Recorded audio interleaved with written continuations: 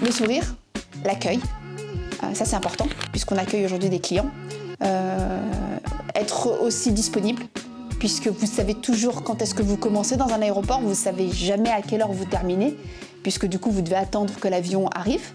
Ça c'est important. Vous travaillez 7 jours sur 7, 365 jours sur 305 jours, 24 heures, donc c'est quand même important de se dire aussi que y a les week-ends à travailler.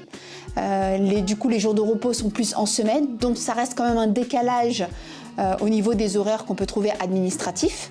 Donc ça aussi, il faut en tenir compte quand on a des enfants, quand voilà, on a un conjoint qui ne travaille pas samedi-dimanche, faut se dire que dans l'aéroport, on travaille énormément les samedis-dimanches.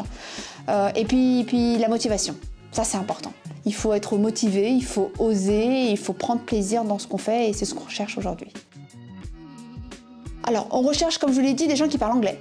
C'est important pour la partie exploitation. Savoir aujourd'hui orienter un passager, discuter avec lui, échanger en anglais, c'est primordial au sein d'un aéroport.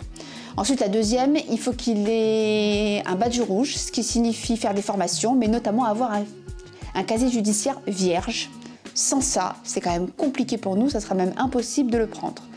Et la troisième, ça dépend des métiers en fait, que vous allez choisir. Si vous êtes plus dans des métiers trafic, il vous faudra une formation. Et dans ce cas-là, elle peut être faite dans certains organismes. Et si c'est des métiers beaucoup plus à la piste ou à l'exploitation, comme les agents d'enregistrement ou les agents de piste, par contre là, nous sommes capables aujourd'hui de prendre des débutants et de les former.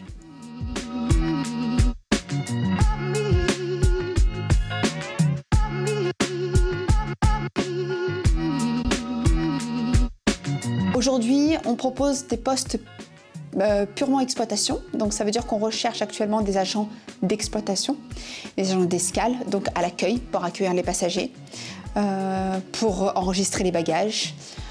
Donc ils doivent par contre savoir parler anglais, c'est quand même important et c'est un atout majeur au sein de la plateforme puisqu'on a évidemment des vols à destination de Londres Gatwick. Et on recherche également des personnes qui puissent nous aider au chargement et déchargement des avions. Et là, attention, c'est beaucoup plus de la manutention. Alors, au sein d'un aéroport, et notamment de l'aéroport de Toulon-Hyères, vous avez énormément de métiers.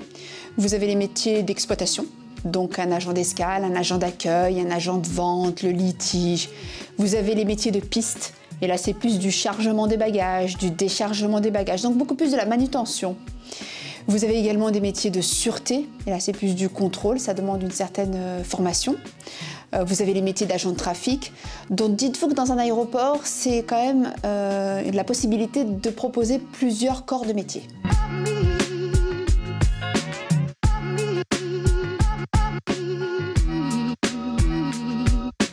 Je dirais suivre ses rêves. Le mien, c'était de travailler dans un aéroport. Et aujourd'hui, j'ai la chance de pouvoir travailler au sein des aéroports Vinci Airport. Donc c'est important, dont Toulon-Hyères. Donc j'ai toujours suivi ma voie, travailler, oser et faites les choses avec plaisir.